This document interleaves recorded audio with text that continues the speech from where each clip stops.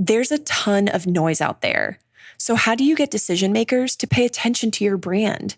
Start a podcast and invite your ideal clients to be guests on your show. Learn more at sweetfishmedia.com. You're listening to B2B Growth, a daily podcast for B2B leaders. We've interviewed names you've probably heard before, like Gary Vaynerchuk and Simon Sinek, but you've probably never heard from the majority of our guests. That's because the bulk of our interviews aren't with professional speakers and authors. Most of our guests are in the trenches leading sales and marketing teams. They're implementing strategy. They're experimenting with tactics. They're building the fastest growing B2B companies in the world. My name is James Carberry. I'm the founder of Sweetfish Media, a podcast agency for B2B brands, and I'm also one of the co-hosts of this show. When we're not interviewing sales and marketing leaders, you'll hear stories from behind the scenes of our own business. We'll share the ups and downs of our journey as we attempt to take over the world. Just kidding. Well, maybe. Let's get into the show.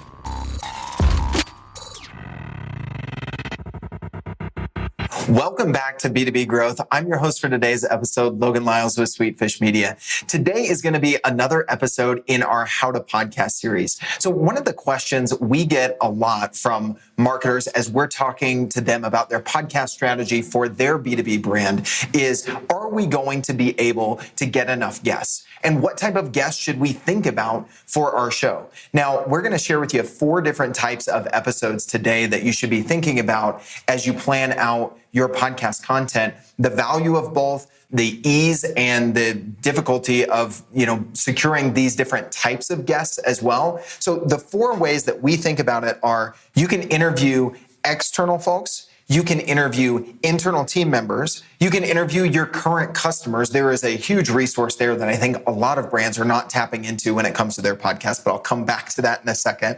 And then there are solo episodes, which is what I'm doing here today. So let's talk about the 4 different types, and let's start with external. Now, there are 3 different types of external guests that we think about, and there's value in each type. So the first is potential prospects. People who fit your buyer persona. We talk about content-based networking a lot. There's value in the type of content that you create by interviewing people who are practitioners in the space that you're trying to reach. It helps you create great content that is authentic because it's coming from someone who's sitting in the same seat as the buyers that you're trying to reach. It helps you build relationships into your target accounts. Most often it can be podcasting as ABM, really.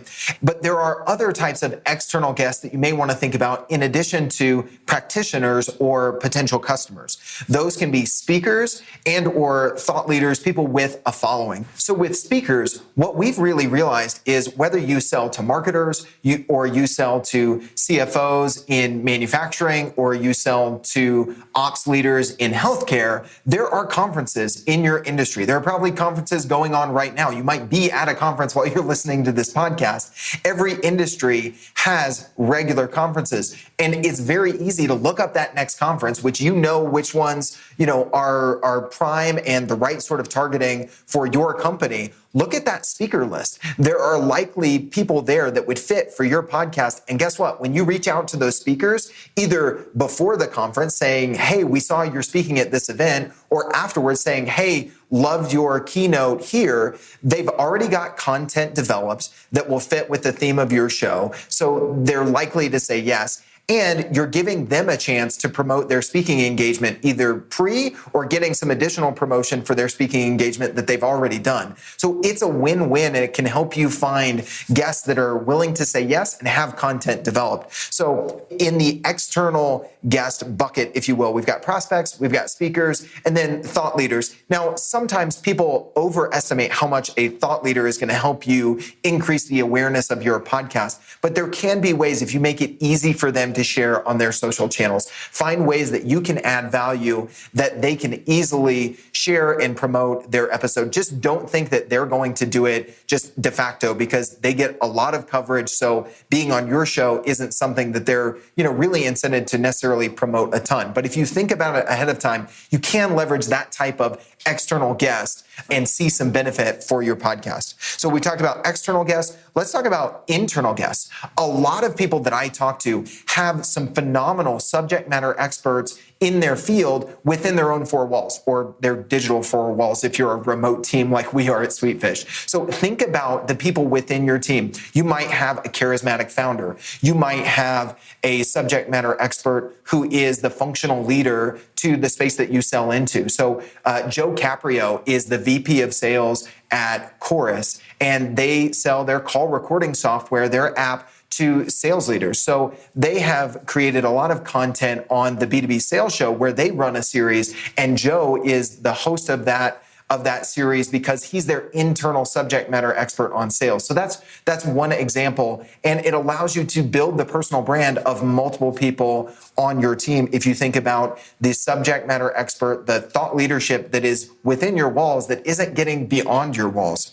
And also, the other thing to think about with internal guests is they can just be easier to stockpile some content with. So create a backlog of interviews with your internal folks. You don't have to use them one after the other. We'll get into it in a second, but I think one of the things that people don't think about is mixing up these 4 different interview types: interviewing external folks, internal folks, current customers, and doing solo episodes allows you to create a nice rhythm to where your content isn't boring and the same all the time. So the third type of episode, or the third type of guest that you might want to be thinking about, is current customers. So I've talked to a lot of marketers lately, from Lauren Decker at G2, who was on our podcast talking about the voice of the customer. I hear Dave Gerhardt at Drift talking about authenticity in your marketing and letting your customers speak for you and do your marketing and your selling for you most often. And we're just thinking, with a podcast, you can have your current customers on and literally use the voice of the customer. Have their voice. Have your future customers, as Sangram likes to say, your prospects, hear the voice of your current customers. They can talk about the benefits they've seen from your solution, but they'll also get some intangibles. It's not a perfect, polished case study that people are trusting less and less. They're hearing that third-party validation, much like people are flocking to G2 to look for those reviews, but they're hearing that within your feed, and you can use that in a variety of different ways. Maybe that helps you write a case study that you haven't been able to get that customer to say yes to doing, but when you invited them to be a guest on your podcast, they said yes like that, and it gave you the content to be able to write that case study. So we've talked about external folks, internal guests, current customers, and the fourth type of episode that we've seen a lot of success with lately is like one that you're listening to right now, a solo episode. When 75% of your content is not you just talking at your listeners, you have some room to be able to give them a peek behind the curtain. Let them know what you think on things. Share your views on an emerging trend or a controversial topic in your industry, and they can be short segments like this, how we do in our How to Podcast series of 5 to 10 minute segments. They don't have to be a 30-minute long diatribe. So I would encourage anyone listening to this who's thinking about a podcast or currently has a podcast, weave in these different episode types to create a nice rhythm, some change up for your customers.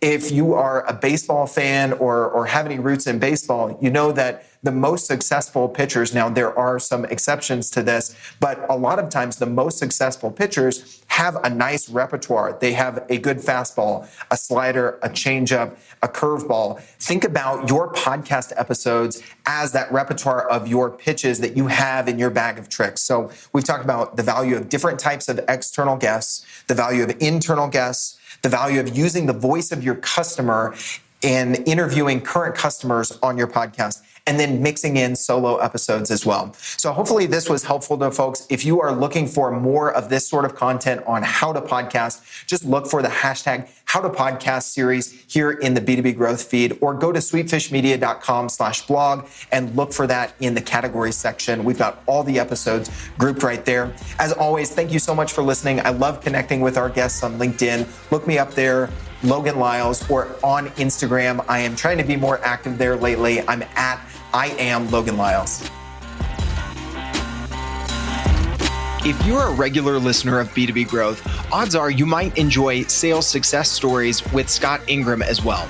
Well, this year, thanks to a partnership with Outreach and Sales Hacker, our friend Scott Ingram is making the live stream of his Sales Success Summit available for free.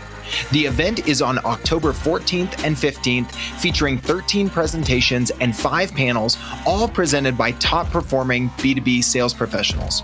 You can check it out and register at top1.fm/live. That's top1.fm/live.